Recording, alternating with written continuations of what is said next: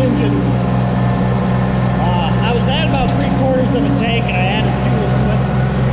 When you're working this tractor, it'll burn about 5 gallons an hour of gasoline. So it's definitely not the most eco-friendly machine on the planet.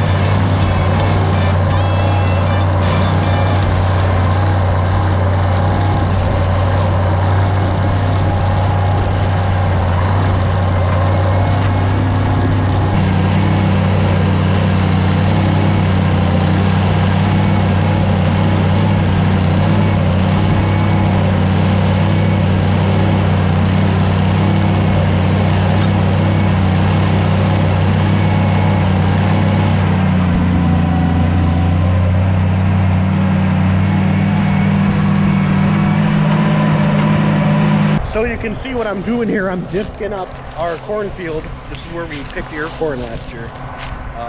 It used to be CRP ground for about 15 years from what I understand.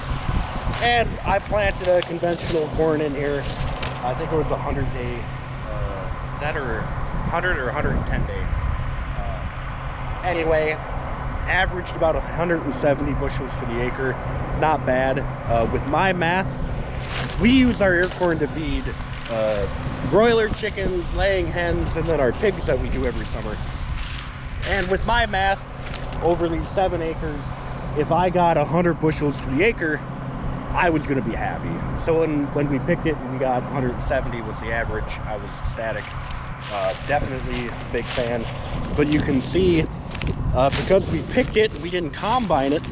The combine usually chews up all these stalks and shreds them up and leaves them really fine. But when you pick ear corn, the machine just comes along and pretty much just pulls the ear right off the stalk. So then you end up with, you know, these full length stalks that aren't shredded or aren't chopped up or anything. And to try to plant next year's corn into this would be impossible. So what I'm doing is I'm taking the disc and I'm trying my best to chop everything up, knock it down. The ground is a little wet right now to be doing it, especially down here in the bottom. Yeah, but it's working, so I'm not really complaining too much. But again, how often, it's a really oddball year. How often can you get into the field March 1st to come out and do any of this? Almost never. So I feel fortunate that I've been able to get ahead, because usually I would have to be doing this in May, playing with the weather, trying to figure out whether or not you get, May showers and such. So, no, April showers bring May flowers. I lied. I'd be out here in April trying to get this done, working around the rain so that I can plant end of April, early May. But now, because it's March and it's dry enough that I'm not getting stuck and I'm not really plugging up the disc, I've been able to go ahead and get in here and knock all this down. I might come in with a 3-bottom plow and plow it.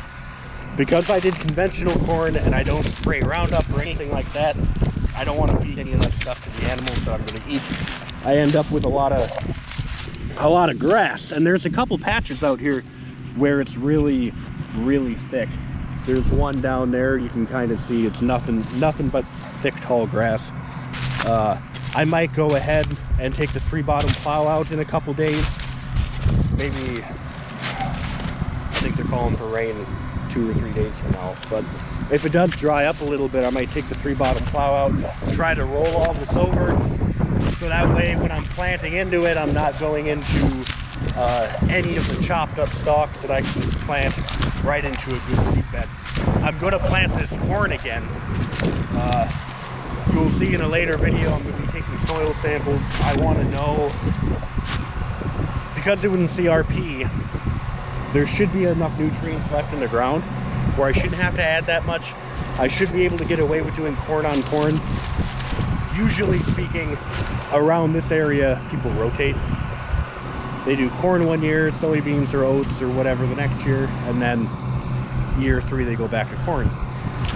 I'm thinking, because it came out of CRP, which is a government program where you pretty much don't touch it and you don't have to pay taxes on it, or you get a credit. I don't know how it works, but long story short, it was untouched, barren, nothing ground. It had weeds, it had trees in it, had everything.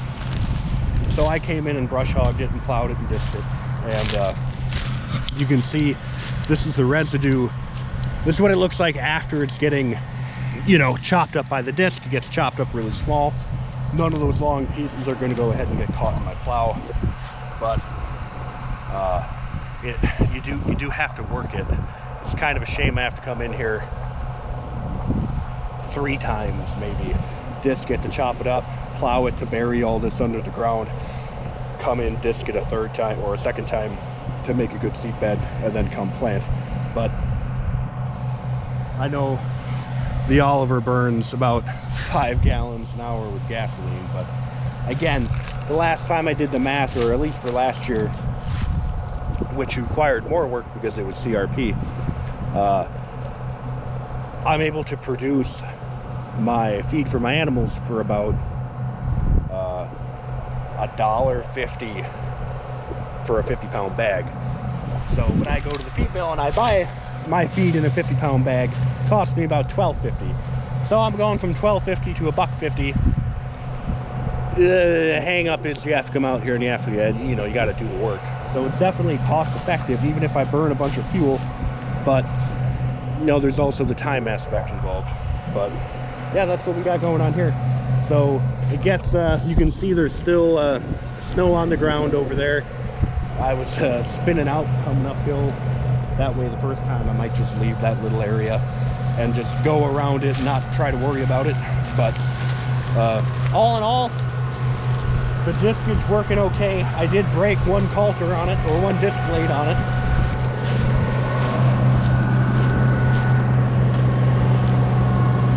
I snapped that one off hitting a rock. And here in southwestern Wisconsin, because we're still in the bluff area or the coulee region, there's nothing but rocks. So every time you plow it, every time you work it, you bring more rocks up. And I'll come out here with the kids on the 4-wheeler. We'll just drive around picking rocks and throwing them in the wood line. But yeah, so that's another trip you have to take out to the field.